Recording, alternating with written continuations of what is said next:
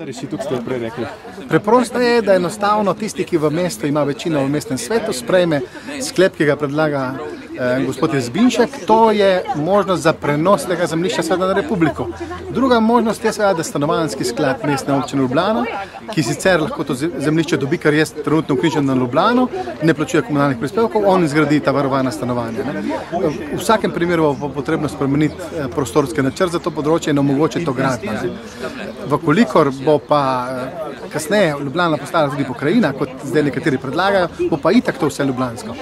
Tako da zdaj smo lahko v neki umestni fazi, da prenašaš zemljišča iz mestne občine na Republiko, ki jih bo kasneje vrnila pokrajini Ljubljana.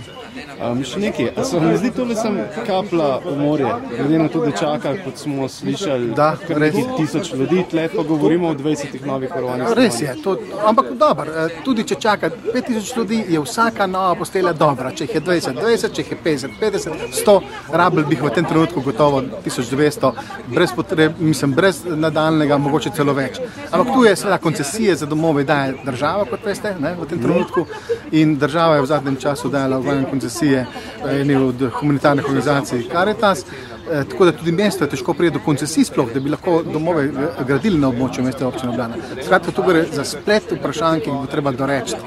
Ne samo za lastništvo zemljišča, ampak tudi gradnjo, sredstva za gradnjo in koncesije za opravljanje te dejavnosti, kar jih pa podeljuje država.